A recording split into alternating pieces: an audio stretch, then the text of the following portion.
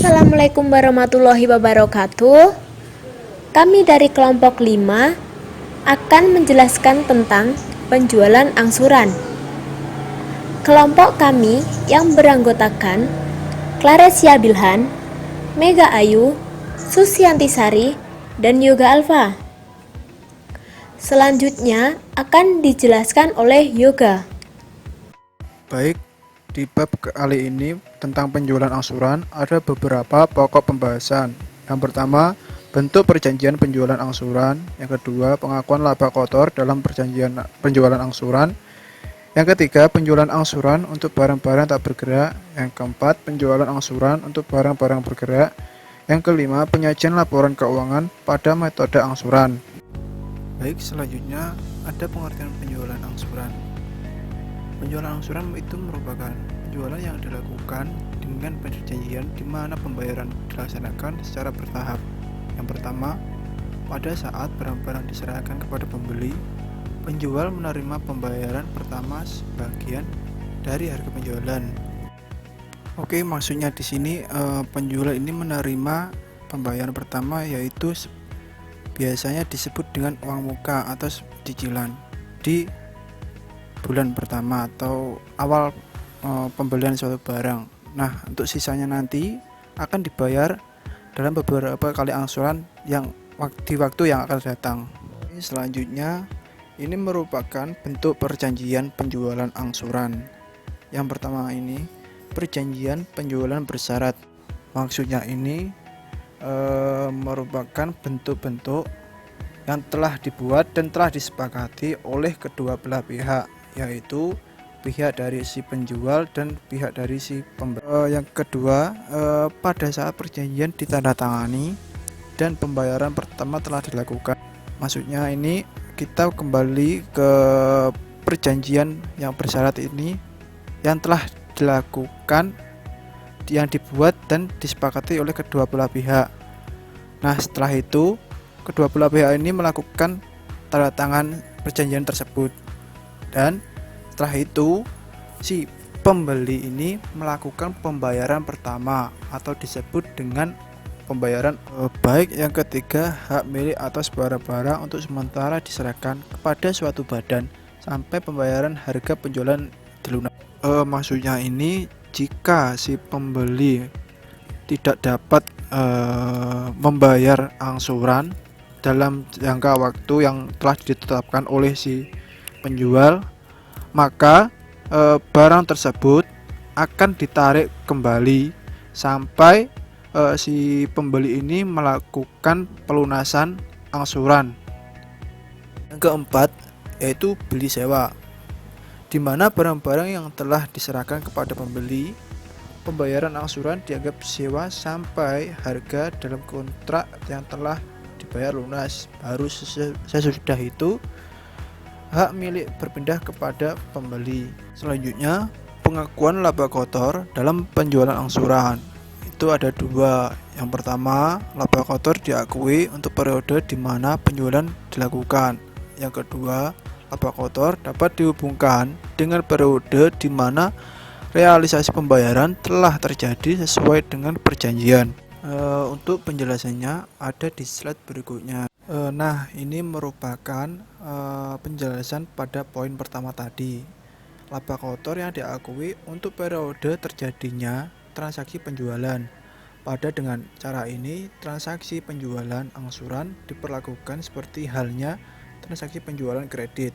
Laba kotor yang terjadi diakui pada saat penyerahan barang dengan ditandai oleh timbulnya piutang atau tagihan kepada langganan. Oke, yang selanjutnya, pengakuan laba kotor dihubungkan dengan periode terjadinya realisasi penerimaan kas.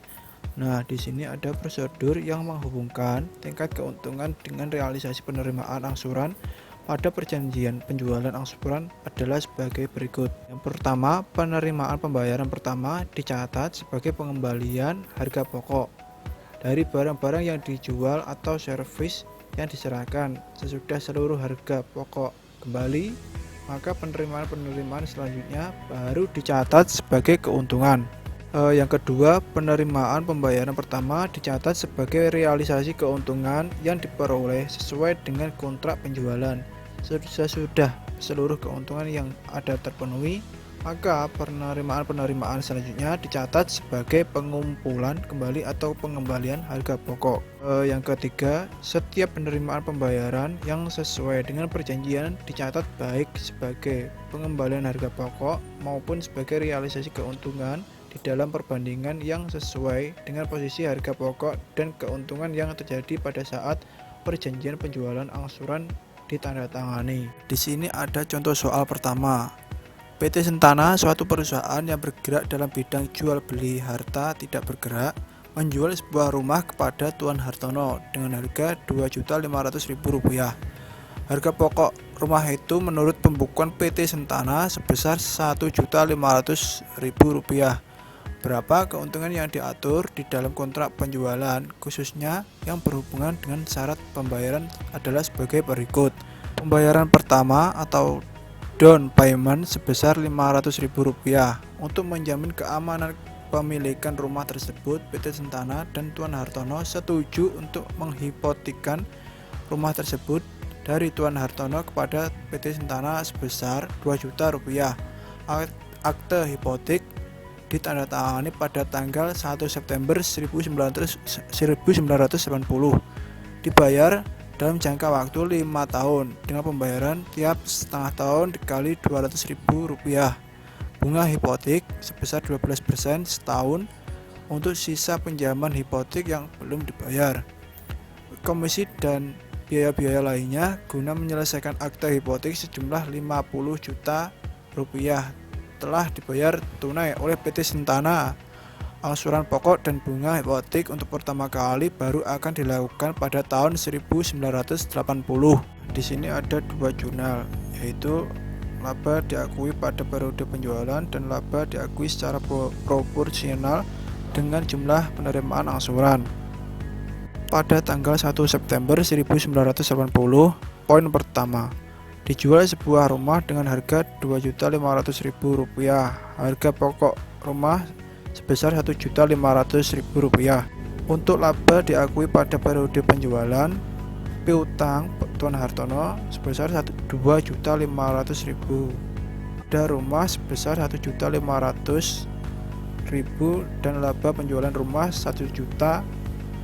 Untuk laba diakui secara proporsional dengan jumlah penerimaan angsuran, piutang Tuan Hartono sebesar Rp2.500.000 pada rumah sebesar Rp1.500.000 dan laba kotor yang belum direalisasi sebesar Rp1 juta.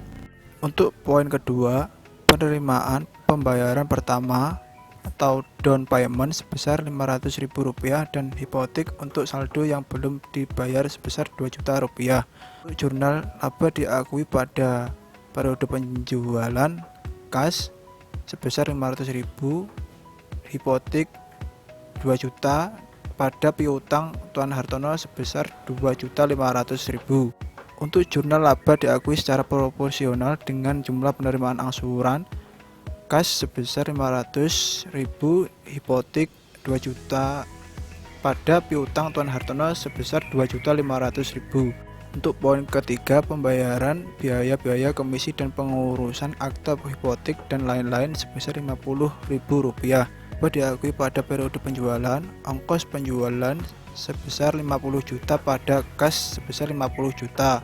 Laba diakui secara proporsional, ongkos penjualan sebesar Rp50.000 pada kas Rp50.000. Nah, untuk poin 4 pada tanggal 31 Desember 1980, yang pertama, bunga yang masih harus diterima atas hipotek 12% untuk jangka waktu 4 bulan, yaitu 4/12 dikali 12% dikali Rp2 juta dengan hasil Rp80.000. Untuk laba diakui pada periode penjualan, bunga hipotek yang akan diterima sebesar Rp80.000 pada pendapatan bunga sebesar Rp80.000. Untuk laba diakui secara proporsional bunga hipotek yang akan diterima sebesar 80.000 pada pendapatan bunga sebesar 80.000. Untuk poin B, laba kotor yang direalisasi adalah sebagai berikut. Persen laba kotor sama dengan 40% atau penerimaan kas tahun 1980 sebesar Rp500.000.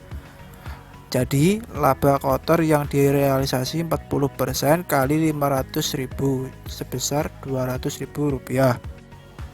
Untuk jurnal laba diakui secara proporsional dengan jumlah penerimaan angsuran laba kotor yang belum direalisasi sebesar 200.000 pada realisasi laba kotor sebesar 200.000.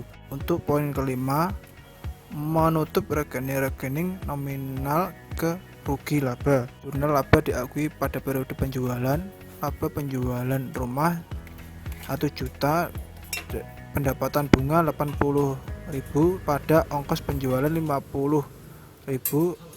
rugi laba 1.300.000. Jurnal laba diakui pendapatan bunga 80.000 pada bunga hipotek yang akan diterima sebesar 80.000. Untuk jurnal laba diakui secara proporsional pendapatan bunga 80.000 pada bunga hipotek yang akan diterima 80.000. Poin 7, tanggal 1 Maret 1980 diterima pembayaran angsuran hipotek sebesar Rp200.000 dan bunga hipotek sebesar Rp120.000.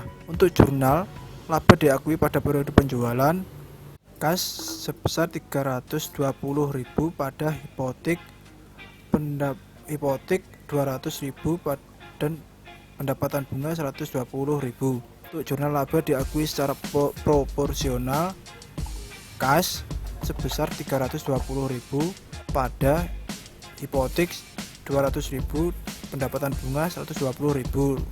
Untuk poin 8, tanggal 1 September 1980 diterima pembayaran angsuran hipotek sebesar Rp200.000 dan bunga dari pokok hipotek sebesar Rp1.800.000 kali 12% untuk jangka waktu 6 bulan dikurangi Rp108.000. Jurnal laba diakui pada periode penjualan kas Rp308.000 pada hipotek Rp200.000, pendapatan bunga Rp108.000. Jurnal laba diakui secara proporsional kas sebesar Rp308.000, hipotek pada hipotek Rp200.000, pendapatan bunga Rp108.000. Untuk poin 9, tanggal 31 Desember 1980, untuk poin A, adjustment bunga hipotek dari pokok Rp1.600.000 dikali 12% untuk jangka waktu 4 bulan sebesar Rp64.000. Untuk jurnal laba diakui pada periode penjualan bunga hipotek yang akan diterima sebesar Rp64.000 pada pendapatan bunga. Untuk jurnal laba diakui secara proporsional bunga hipotek yang akan diterima sebesar Rp64.000 pada pendapatan bunga Rp64.000. Untuk poin B, laba kotor yang direalisasi dengan 40% dan pembayaran angsuran yang diterima tahun 1980 sebesar Rp400.000 atau Rp160.000.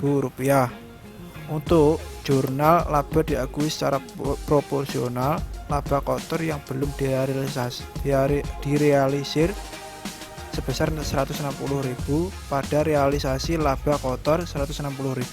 Untuk poin 10, menutup rekening-rekening nominal ke rugi laba.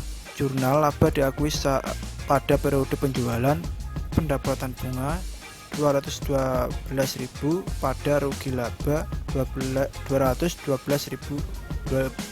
Untuk jurnal laba diakui secara proporsional pendapatan bunga Rp212.000, realisasi laba kotor Rp160.000 pada rugi laba Rp372.000. Lanjutkan penjelasan dari Mas Yoga. Ini contoh penjualan angsuran untuk barang-barang atau bergerak. PT Karya Bakti menjual barang dagangannya sebagian atas dasar kontrak penjualan angsuran untuk masa kurang lebih 3 tahun. Di samping penjualan secara kredit, sejak beberapa tahun terakhir, Berikut ini neraca PT Karya Bakti pada akhir tahun buku 1980.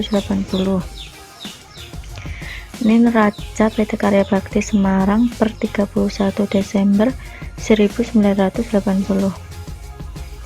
Yaitu akun aktiva yang terdiri kas sebesar 625, piutang dagang sebesar 100.000, piutang penjualan angsuran tahun 1980 sebesar 300.000, piutang penjualan angsuran tahun 1979 sebesar 80.000, persediaan barang-barang sebesar 600, aktiva tetap lainnya sebesar 1.175.000, dan akumulasi penyusutan sebesar 380.000, dan jumlahnya 2.500.000.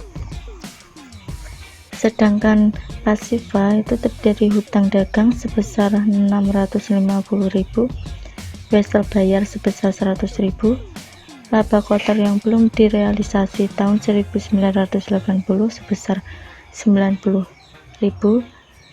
laba kotor yang belum direalisasi tahun 1979 sebesar 20.000, modal saham sebesar 1.500.000, dan laba yang ditahan sebesar 140.000, jumlahnya sebesar 2.500.000.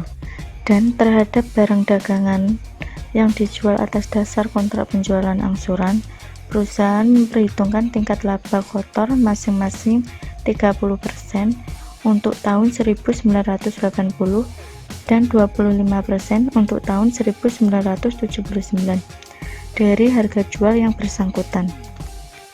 Penjualan angsuran untuk barang-barang dagangan itu transaksi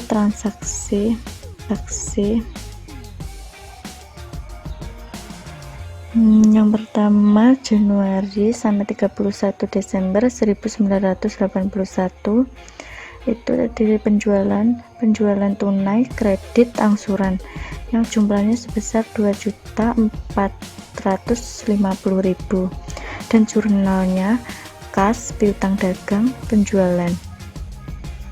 Yang kedua, pembelian barang secara kredit sebesar 2.500.000, dan jurnalnya pembelian pada hutang dagang sebesar 2.500.000 rupiah. Yang ketiga, penerimaan kas yang terdiri dari piutang dagang, piutang penjualan angsuran tahun 1981, 1980, 1979. Itu jumlahnya sebesar 1.360.000. Yang jurnalnya kas pada piutang dagang, piutang penjualan angsuran, piutang penjualan angsuran tahun 1980, piutang penjualan angsuran tahun 1979. Yang keempat, pengeluaran kas dan biaya-biaya pengeluaran kas untuk pembayaran utang dagang sebesar 100.000, dan jumlahnya sebesar 2.450.000 rupiah. Dan ada macam-macam biaya usaha sebesar 405.000 rupiah. Jumlah pengeluaran sebesar 2.855.000 rupiah, dan biaya penyusunan aktiva tetap sebesar 95.000 rupiah. Jurnalnya hutang dagang sebesar 2.550.000 rupiah, macam-macam biaya usaha sebesar 5.000 rupiah, dan pada potongan pembelian sebesar 100.000, kas 2.855.000 rupiah, akumulasi penyusutan aktiva tetap sebesar Rp95.000.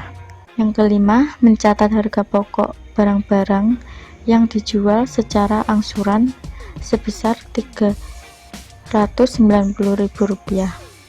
Jurnalnya, harga pokok penjualan angsuran pada pengiriman barang penjualan angsuran sebesar Rp390.000. Yang keenam, menutup rekening-rekening penjualan angsuran dan harga pokoknya serta mencatat laba kotor penjualan selama tahun 1981 itu sebesar Rp210.000. Jurnalnya penjualan angsuran pada harga pokok penjualan angsuran, laba kotor penjualan yang belum direalisasi 1981 sebesar 210. Ketujuh, mencatat realisasi laba kotor penjualan angsuran dalam tahun buku 1981 yang jumlahnya sebesar Rp180.000. Dan untuk jurnalnya, laba kotor penjualan angsuran yang belum direalisasi, laba kotor penjualan angsuran yang belum direalisasi tahun 1980, dan laba kotor penjualan angsuran yang belum direalisasi tahun 1979 pada realisasi laba kotor penjualan angsuran sebesar Rp180.000. Selanjutnya bisa dibaca di buku halaman 120. Selanjutnya, penyajian laporan keuangan pada metode angsuran. Ini di dalam laporan yang berupa neraca dan perhitungan rugi laba tidak banyak berbeda seperti penyusunan laporan keuangan pada umumnya. Di dalamnya ada rekening piutang penjualan angsuran dan laba kotor yang belum direalisasi. Apabila piutang penjualan angsuran dicatat sebagai golongan aktiva lancar, maka posisinya sama dengan piutang biasa sehingga dapat diinterpretasikan sebagai aktiva yang dapat dikonversikan menjadi uang kas dalam siklus operasi normal perusahaan tidak lebih dari 1 tahun. Untuk laba kotor yang belum direalisasi di dalam neraca dapat dicantumkan 3 kelompok tersebut, yaitu yang pertama sebagai hutang dan dilaporkan di bawah kelompok pendapatan yang masih akan diterima. Yang kedua sebagai rekening penilaian dan mengurangi rekening. Yang ketiga sebagai rekening modal dan dicatat sebagai bagian dari laba yang ditahan. Dan laba kotor yang belum direalisasi dari penjualan angsuran biasanya disajikan dalam kelompok hutang di dalam neraca sebagai pendapatan yang masih akan diterima. Ada pula 3 elemen laba kotor yang belum direalisasi. Yang pertama, suatu cadangan untuk menutup biaya penagihan piutang penjualan angsuran yang belum dibayar, termasuk biaya beban yang timbul karena pembelian gagal melunasi kewajibannya dan berakibat pemilikan kembali oleh si penjual. Yang kedua, suatu hutang atau kewajiban yang akan dibayar untuk pajak perseroan sesuai dengan bagian laba kotor yang belum diakui untuk ditarik pembayaran pajaknya. Hutang ini tidak boleh digabung dengan saldo pajak yang telah terhutang untuk laba yang sudah direalisasi dalam periode yang bersangkutan. Yang ketiga, laba bersih yang berasal dari transaksi penjualan angsuran tersebut. Jumlah ini dapat dilaporkan sebagai bagian dari laba yang ditahan secara khusus yang tidak bisa dipakai sebagai dasar pembagian dividen sampai piutang penjualan angsuran itu direalisasikan. Baik, saya akan melanjutkan presentasi dari Mbak Susianti. Berikut adalah susunan neraca PT Karya Bakti per 31 Desember 1981. Bisa dilihat pada halaman 125 buku Akuntansi Keuangan Lanjutan Hadori Yunus.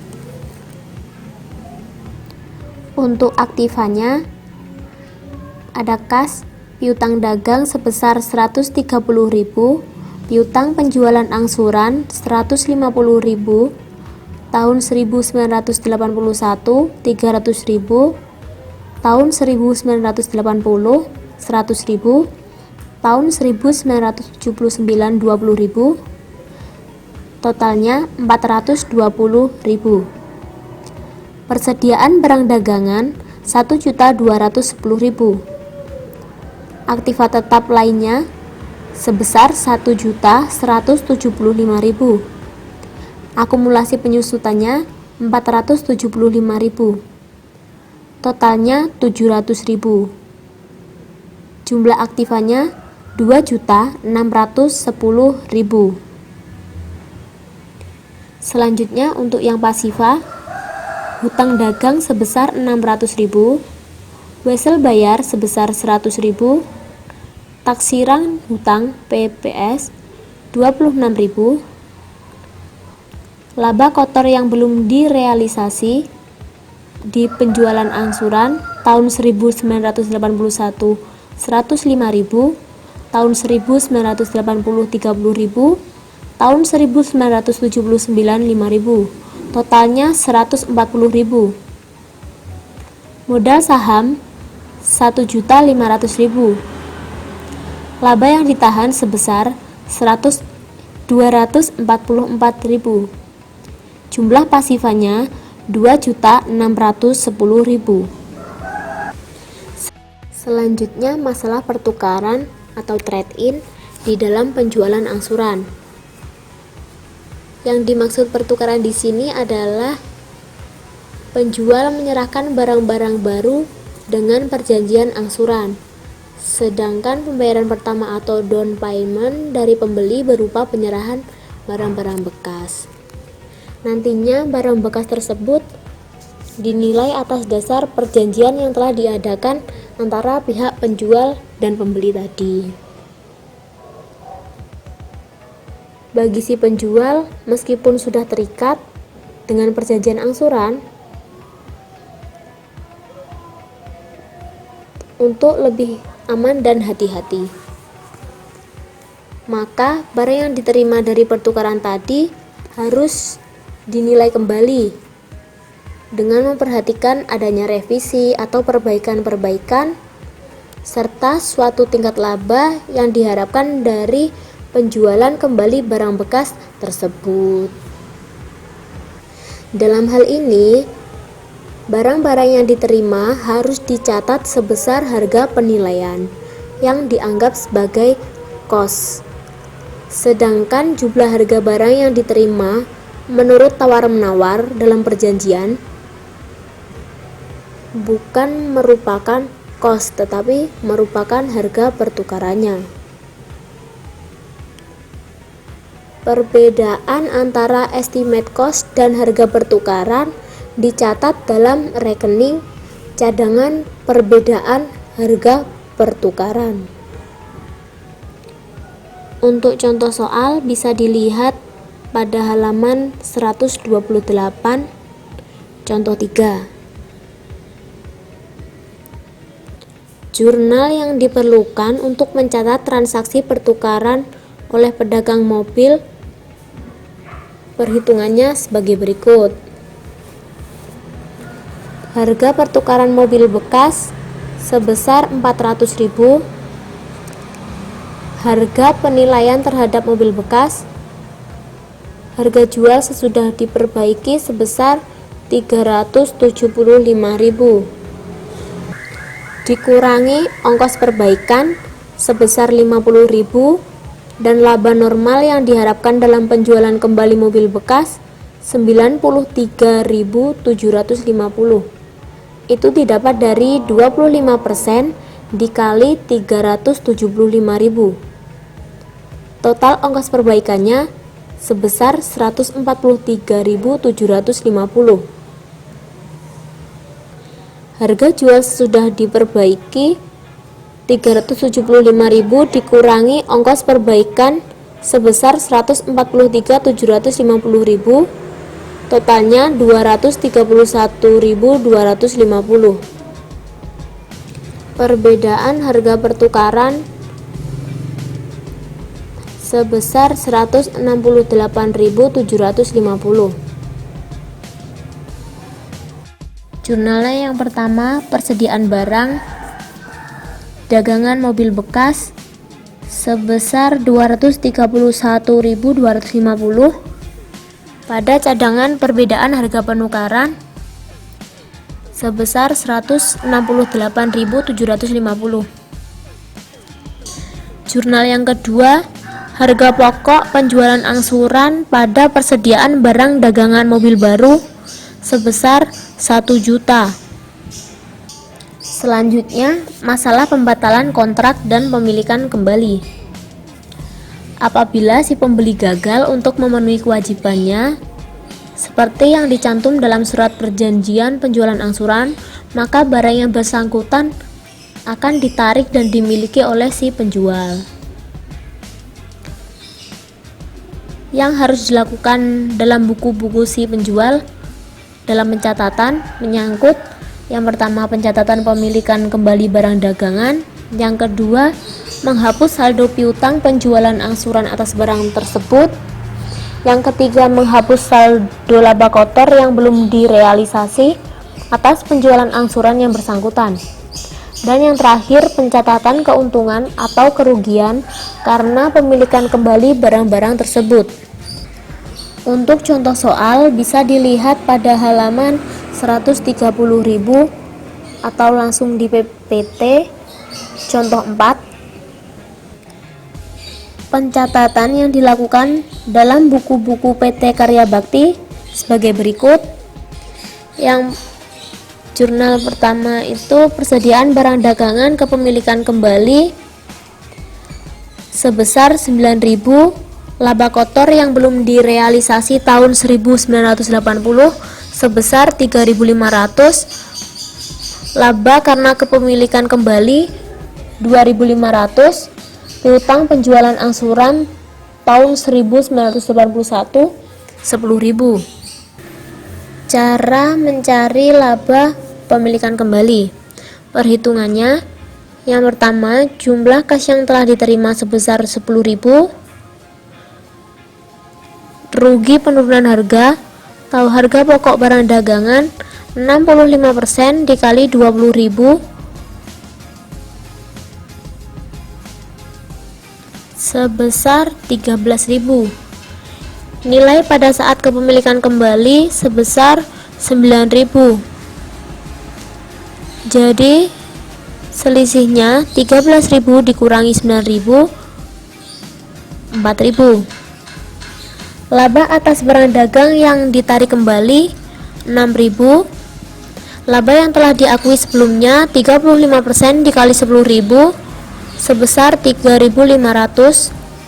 Jadi laba kepemilikan kembali 6.000 dikurangi 3.500, hasilnya 2.500. Selanjutnya, masalah bunga pada penjualan angsuran.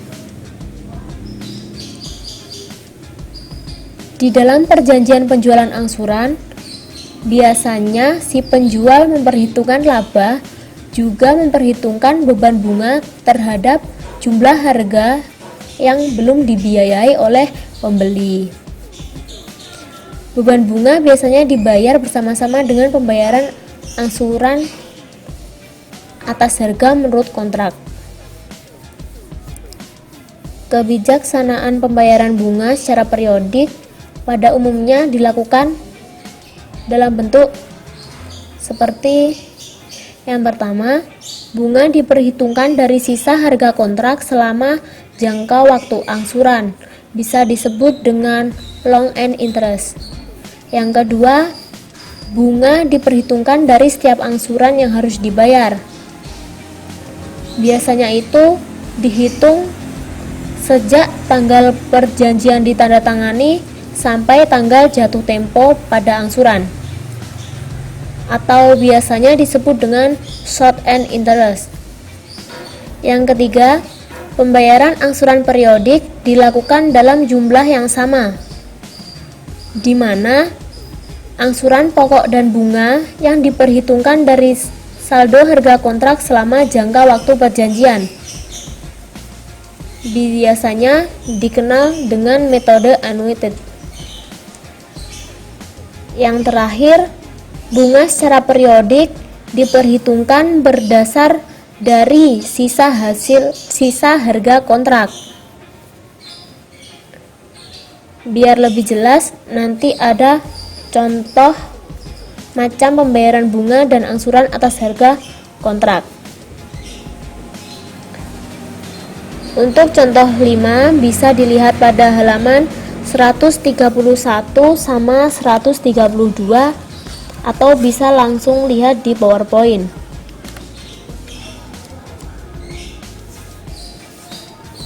Untuk perhitungannya, harga jual mesin sebesar 1.250.000, uang muka atau down payment sebesar 350.000, dibayar 6 kali angsuran tiap-tiap 2 bulan. 1.250.000 dikurangi 350.000 hasilnya 900.000. Besarnya pembayaran setiap kali angsuran 900.000 dibagi 4, totalnya 150.000. Mohon maaf, besarnya pembayaran setiap kali angsuran tadi 900.000 dibagi 6 kali angsuran, hasilnya 150.000. Untuk selanjutnya akan dilanjutkan oleh Mbak Claresia Bilhan. Baik, saya akan melanjutkan penjelasan dari Mbak Mega. Yang pertama, bunga periodik diperhitungkan dari sisa harga kontrak pada setiap awal periode angsuran. Pada cara ini, beban bunga diperhitungkan berdasar jangka waktu yang sama untuk setiap angsuran, yaitu 2 bulan. Akan tetapi, sebagai titik tolak perhitungan bunga, dipakai saldo harga kontrak pada setiap awal periode angsuran yang bersangkutan, sehingga jumlahnya akan semakin berkurang dan angsuran yang satu dengan angsuran berikutnya. Atas dasar perhitungan demikian itu, dapat disusun suatu tabel pembayaran sebagai berikut. Bunga diperhitungkan dari sisa harga kontrak pada setiap awal periode angsuran yang bersangkutan. Tanggal pembayaran 1 Januari 1980, sisa harga kontraknya itu 1.350.000. Informasi didapat dari halaman 131 atau 132 yang bagian atas pada harga jual mesin. Kemudian angsuran atas harga pokok 1 Januari 1980 itu 350 didapat dari uang muka yang ditetapkan, yaitu pada soal halaman 131 atau halaman 132 bagian atas. Kemudian 150 pada 1 Maret 1980 itu 150 nya didapat dari 900.000 itu dibagi 6, atau pada halaman 132 yang dibayar 6 kali angsuran tiap-tiap 2 bulan. Kemudian untuk yang 1 Maret 1980 yang 18.000 itu didapat dari 12% dikali 2/12 dikali 900.000 sama dengan 18.000 rupiah. Kemudian yang bawah 11 Desember 1980 3.000 itu didapat dari 12% dikali 2/12 kali 150.000 hasilnya 3.000. Lalu untuk yang jumlah pembayaran 168.000 itu dari bunga dan angsuran sehingga hasilnya 168.000 rupiah.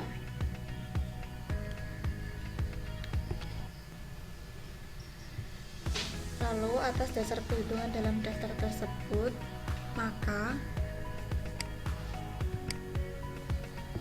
pencatatan di dalam buku-buku penjual dan pembeli sebagai berikut. Transaksi yang pertama itu 1 Januari 1980, penjual angsuran sebuah mesin seharga 1.250.000 dengan uang muka 350.000. Buku-buku si pembeli itu yang pertama, mesin 1.250.000 pada hutang pembelian angsuran 1.250.000. Kemudian yang kedua, hutang pembelian 350.000 pada kas 350.000. Lalu untuk buku-buku si penjual itu yang pertama, hutang penjualan angsuran penjualan itu 1.250.000 pada penjualan angsuran 1.250.000. Kemudian yang kedua, kas pada piutang penjualan anggaran 350.000. Yang ketiga, harga pokok penjualan mesin pada persediaan mesin-mesin itu 750.000. Dan selanjutnya bisa dibaca sendiri di halaman 133 bukunya Hadori Yunus. Pencatatan selanjutnya atas pembayaran cicilan yang terjadi diperlakukan sama seperti pencatatan tersebut di atas. Kemudian yang kedua, bunga diperhitungkan dan setiap angsuran yang harus dibayar atas dasar jangka waktu angsuran yang bersangkutan. Metode ini merupakan kebalikan metode nomor 1 di muka. Pada metode ini, bunga diperhitungkan dari besarnya angsuran yang tetap jumlahnya, sehingga jangka waktunya selalu dihitung dari permulaan ditandatanganinya atau berlakunya perjanjian sampai dengan saat pembayaran angsuran yang bersangkutan. Pembayaran yang harus dilakukan akan terlihat seperti di dalam daftar di bawah ini. Pada metode ini hampir sama dengan halaman 132, cuma yang berbeda pada kolom bunga. Yang tadi bunganya itu dikali sisa harga kontrak, sedangkan pada metode yang kedua ini itu untuk bunga itu dikali dengan angsuran. Untuk tanggal pembayaran pada tanggal 1 Januari 1980 itu sisa harga kontraknya tetap 1.250.000. Kemudian 1 Januari 1980 angsuran atas harga kontraknya 350, jumlah pembayarannya 350. Untuk 1 Maret 1980 itu 3.000 rupiah didapat dari 12% dikali 2/12 kali 150.000 sama dengan 3.000. 2/12 ini duanya itu didapat dari bulan Januari sampai Februari, karena Maretnya ini nggak dihitung karena Maretnya itu tanggal 1, jadi yang dihitung hanya Januari Februari, itu 2 bulan. Kemudian seterusnya ini dikali 150.000, hanya yang membedakan hanya pada pernya ini yang 2/12. Jadi untuk yang 31 Desember itu yang 18.000 itu dari 12% dikali 12/12 kali 150.000, hasilnya 18.000. 12, kenapa 12? Karena yang Desember ini sampai habis bulannya ya 31 Desember, jadi dihitung 1 bulan, Januari sampai Desember 12 bulan. Dalam hal ini hendaknya diperhatikan bahwa jumlah pembayaran bunga tidak sesuai dengan beban bunga yang benar-benar terjadi oleh sisa harga kontrak yang belum dibayar. Oleh karena itu, apabila metode ini akan dipakai di dalam mencatat bunga yang akan diterima oleh si penjual atau bunga yang akan dibayar oleh si pembeli, harus dicatat adanya atau timbulnya hutang atau piutang bunga yang masih diperhitungkan. Pembayaran bunga yang real dilakukan sesuai dengan daftar di atas adalah merupakan pengurangan dari hutang atau piutang bunga tersebut. Atas dasar perhitungan dalam daftar tersebut, maka pencatatan di dalam buku-buku si pembeli dan si penjual akan nampak sebagai berikut, yaitu yang pertama, transaksi pada tanggal 1 Januari 1980 itu penjualan angsuran sebuah mesin seharga 1.250.000 dengan uang muka 350.000. Jadi pada buku-buku si pembeli itu mesin-mesin pada hutang pembelian angsuran 1.250.000. Yang kedua, hutang pembelian angsuran pada kas itu 350.000. Untuk buku-buku si penjual, yang pertama, piutang penjualan angsuran pada penjualan angsuran 1.250.000. Yang kedua, kas ada piutang penjualan angsuran itu 350.000. Yang ketiga, harga pokok penjualan mesin pada persediaan mesin-mesin terus 750.000. Dan transaksi selanjutnya bisa dilihat pada halaman 135.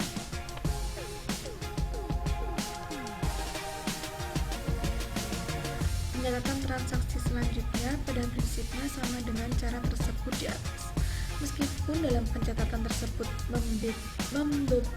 pembebanan bunga lebih besar daripada pembayarannya, tetapi pembebanan tersebut akan turun secara periodik, sedang pembayarannya naik dari periode ke periode.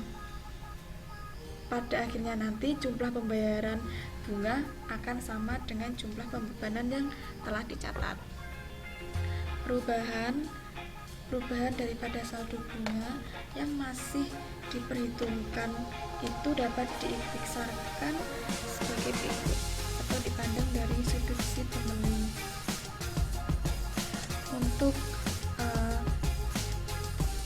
kenaikan bunga yang diperhitungkan itu didapat dari halaman 132 yang bunga atas saldo harga kontrak pada awal periode angsuran. Kemudian yang pengurangan bunga yang dibayar itu dapat dari halaman 134 yang bunga dari tanggal transaksi sampai dengan pembayaran atau 1% per bulan. Kemudian saldo bunga yang akan dibayar atas pembelian angsuran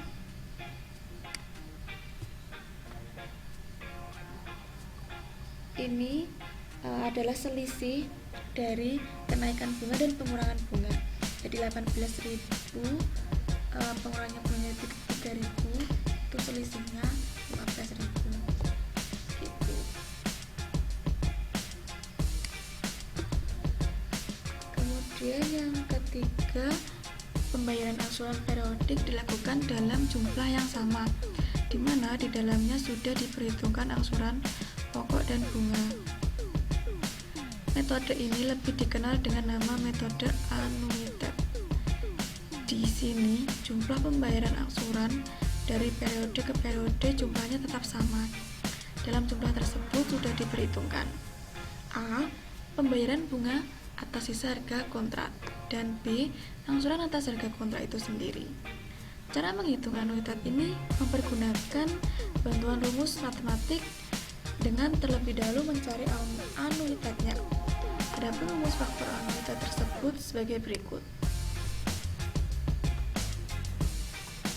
A sama dengan 1 min 1 per dalam kurung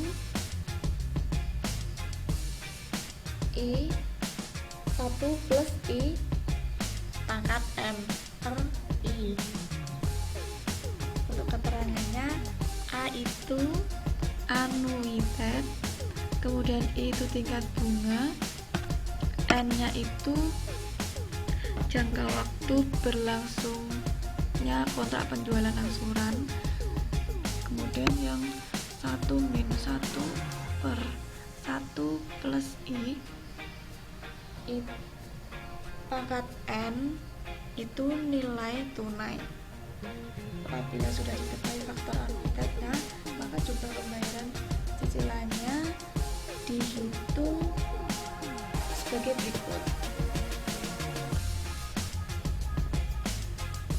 Jumlah pembayaran angsuran itu sama dengan sisa harga kontrak per faktor anuitatnya. Pada contoh di muka, maka dapat dicari faktor anuitatnya sebagai berikut. A sama dengan 1 min 1 per 1 plus 0,02 pangkat 6. Maaf, itu yang di PPT kurang ya, kurang pangkat 6 nya. Bisa dilihat di buku halaman 137. 0,02 ini didapat dari tadi kan pembayarannya 12% satu tahun, dan ini pembayarannya setiap 12 kali, jadi 12% itu dibagi 6 jadi 2%. N nya itu pangkat 6, 6 nya itu karena kita membayarnya 6 kali, jadi hasilnya 1 min 0,8879,7135 per 0,02, hasilnya 5,601,431 rupiah. Sedang besarnya setiap kali angsuran adalah 900.000 rupiah per, hasilnya yang atas itu 5,601,431, jadi hasilnya 160.673.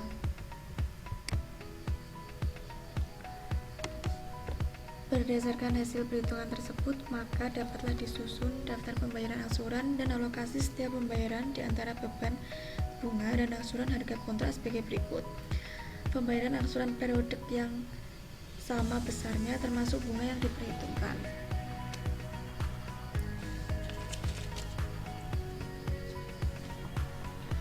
Itu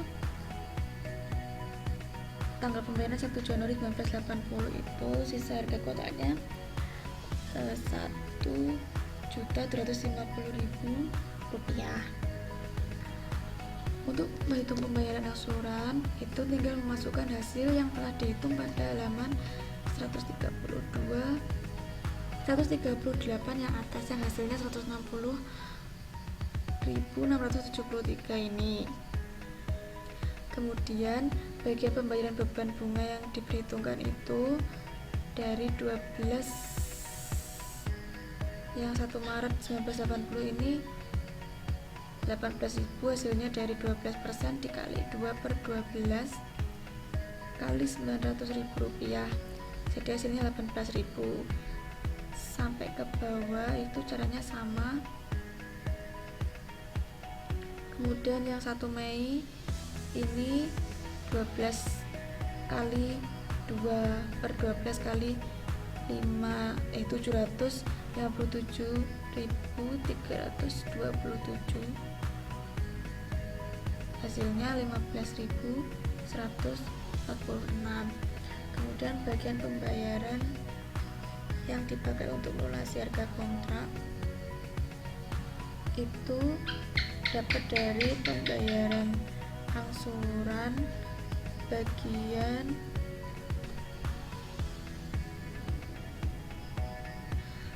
saya ulangi yang bagian pembayaran yang dipakai untuk melunasi harga kontrak ini dapat dari pembayaran angsuran dikurangi bagian pembayaran yang merupakan beban bunga yang diperhitungkan, seperti itu. Di daftar tersebut maka pencatatan pembayaran angsuran akan tertera pada masing-masing buku pembeli dan penjual antara lain sebagai berikut.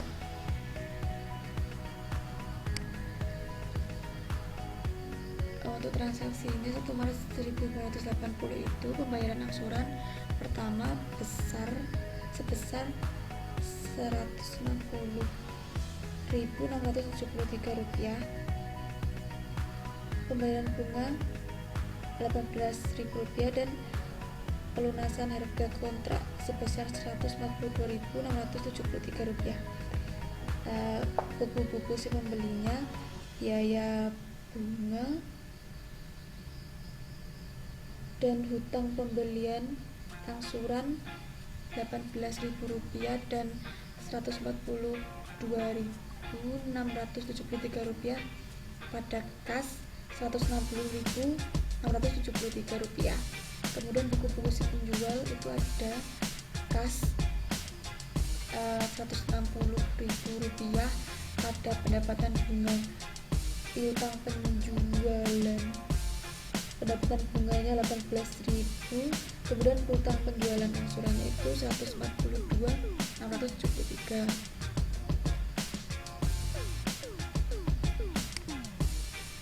Kemudian yang keempat, bunga secara periodik diperhitungkan berdasar dari sisa harga kontrak. Pada cara yang terakhir ini tidak banyak menimbulkan persoalan perhitungan yang terperinci atau terlalu menjelimet, sebab besarnya bunga yang cukup ditentukan sekali saja, dan selanjutnya pembayaran bunga pada setiap angsuran adalah sama besarnya. Apabila contoh di bunga diterapkan pada metode ini, maka dapatlah disusun daftar pembayaran angsuran sebagai berikut. Bunga diperhitungkan atas dasar sisa harga kontrak. Untuk biaya yang didasarkan atas harga kontrak itu tetap ya 18.000. Kemudian angsuran atas harga kontraknya juga tetap 150.000. Kemudian jumlah pembayaran ini dapat dari bunga yang didasarkan atas harga kontrak ditambah angsuran atas harga kontrak, jadi hasilnya ini 168. Kemudian yang 750 ini hasilnya dari pokok dikurangi angsuran, jadi angsuran atas. Untuk sisa harga kontrak ini didapat dari sisa harga kontrak min angsuran atas harga kontrak, jadi yang 900.000 ini dikurangi 150.000 dan hasilnya 750.000. Dipandang dari sudut sisi penjual, cara terakhir ini yang paling menguntungkan sebab bunganya jauh lebih besar dari ketiga metode yang terdahulu.